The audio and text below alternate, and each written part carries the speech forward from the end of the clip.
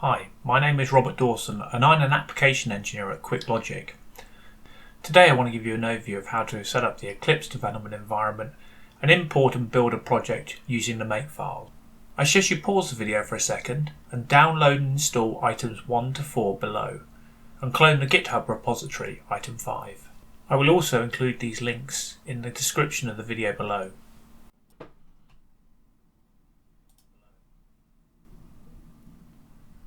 Assuming you've already installed the GNU GCC compiler and the make utility, I'm now installing the Eclipse IDE and just selecting a folder for that installation location.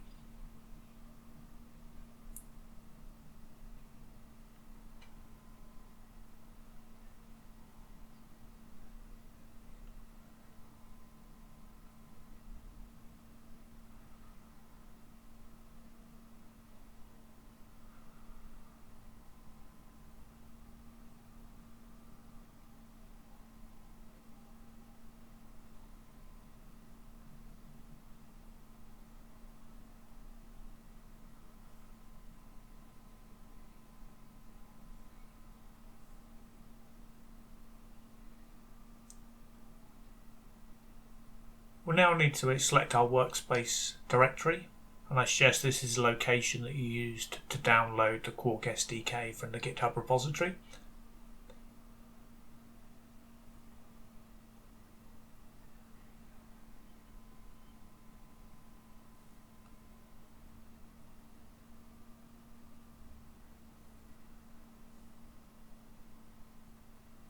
And we now need to install the ARM Eclipse plugins by going Help,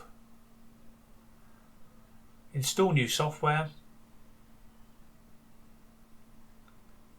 I'll provide this link in the description of this video.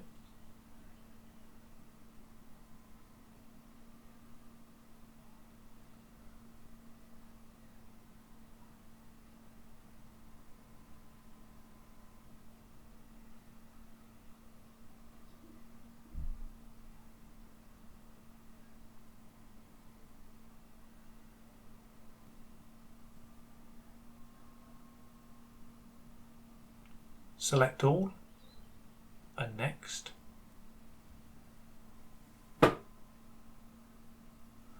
We now need to choose the ARM cross compiler and the JLink debugger.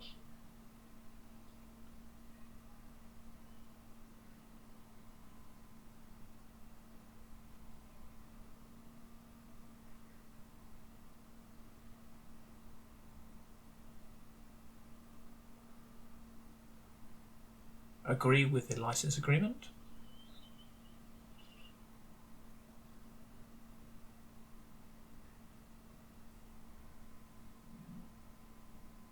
And then restart the Eclipse IDE.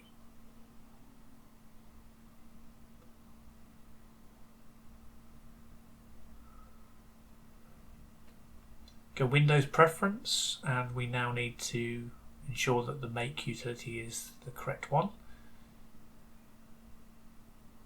So we browse to the bin directory of the make utility that we previously installed.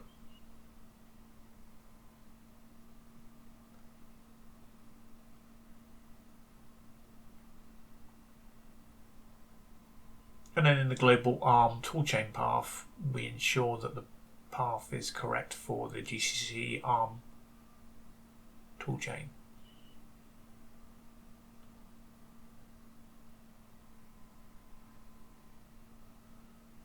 And again, we browse to the bin directory and select.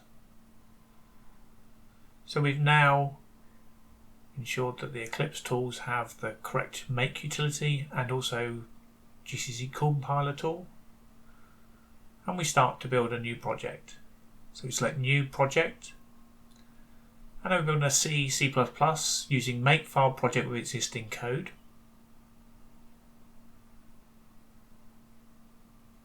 We need to browse to the location, which is in the qorc-sdk that we previously downloaded. And we need to go into the qf_apps directory, qf_ssi_ai_apps,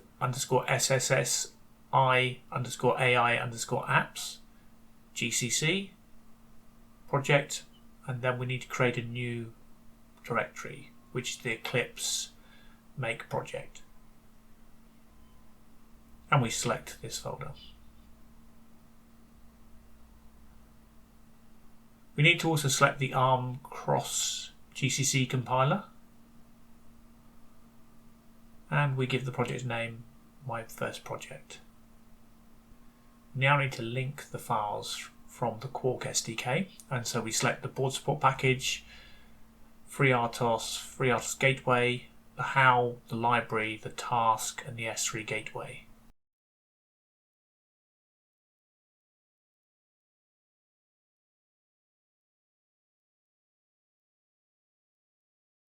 And we drag them into the Eclipse project, and we link to files and folders. And we can now see that those files have actually been linked into the project. We now create a new folder called apps, and we go to advance, and the folder is not located in the file system. Then we create another folder,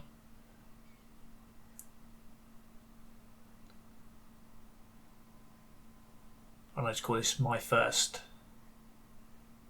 sensor app. And again, it's not located in the file system, virtual folder. And then finally we create another directory called gcc_project. Again, ensure that it's a virtual folder. Now going into qf_app directory and the SSI_AI_app, and we drag across everything other than the GCC project into my first sensor app, and we link to files and folder. We then select the GCC project directory, and we drag everything other than the Eclipse make project into the GCC project folder of the Eclipse. And again, we link to folders. So we've now imported in an existing accelerometer project for the QuickFeather board, and we need to ensure that the make file utility is correct. So we go to C++ build, and we unselect the use default build command, and we have to type in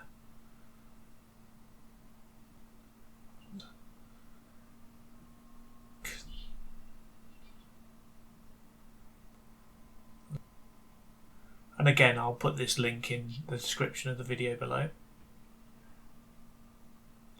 If you have any problems with this, we may have to use the absolute address location of the folder.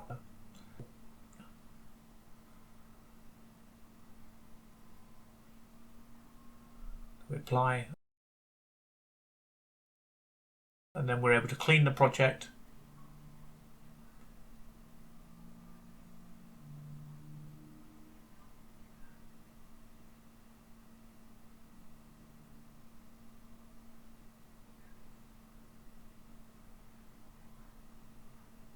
Then build.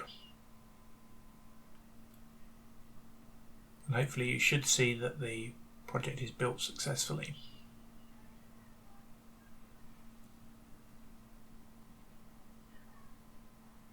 And this will give you a bin file that you can flash to the QuickFeather board.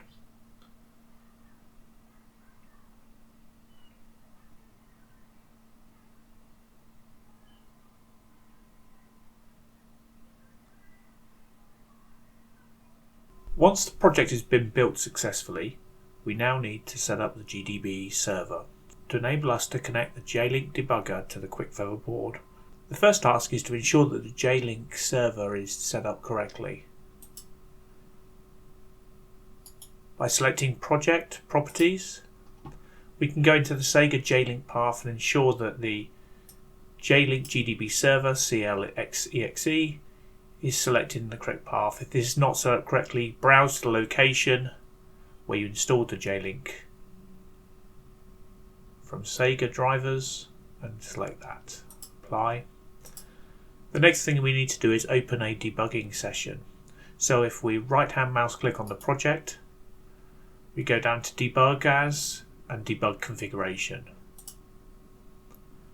We go down to the GDB server JLink debugger, and you can either double click or right hand mouse click and select a new configuration. Inside the new configuration we have our project name, and we need to find the location of the ELF file for the project we've used. So if we browse to the project, we can go into the G drive, in my case training. We go into the QF apps directory, my project directory, the GCC project folder, the output directory, the bin file, and this is the location of the ELF. And again, I'll put this path, an example path of where this file is located in the README files. So we select this. We then go into the debugger tab, and what we need to do here is we need to ensure that the GDB server is set up correctly, which I showed you previously. We select the Cortex M4 as a device name. We need to ensure that the path for the GDB client is set up, and this is the location of your ARM embedded toolchain. So if we just show you that, that's in my case, that's in the program files. And we go into the GNU ARM embedded toolchain, go into the bin directory, and the file you want to select is this one, the ARM non eabi gdb.exe. In the startup option, we need to ensure that this is selected. The initial reset and halt is type 0. We need to tick the RAM application, reload and each restart and reset, and deselect the pre-run restart option. Select apply, and then we can start a debug session. The project will rebuild again, but as there are no changes, we'll see that is quite a quick process, and then it will try and open up the GDB server, and it will try and download the code. So we've now downloaded the code successfully, and we're at the start location, and you can set breakpoints, run code.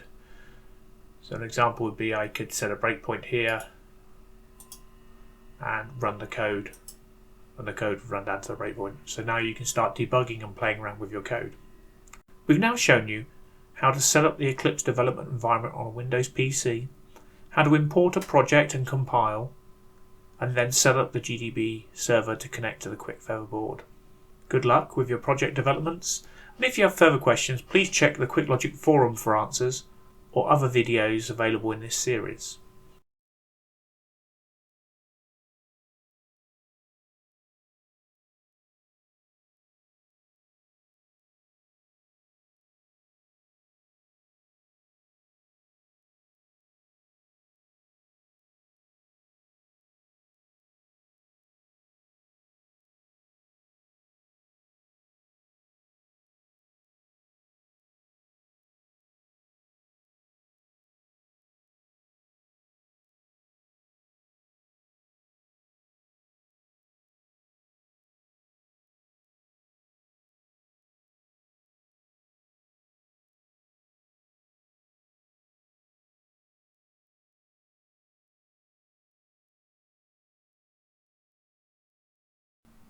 Watch out for future videos where we'll show you how you can use the JLink debugger.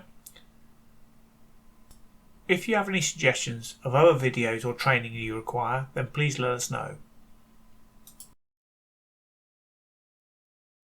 So in this video we've shown you how to set up the Eclipse Development Environment, how to import an Eclipse project, build a binary,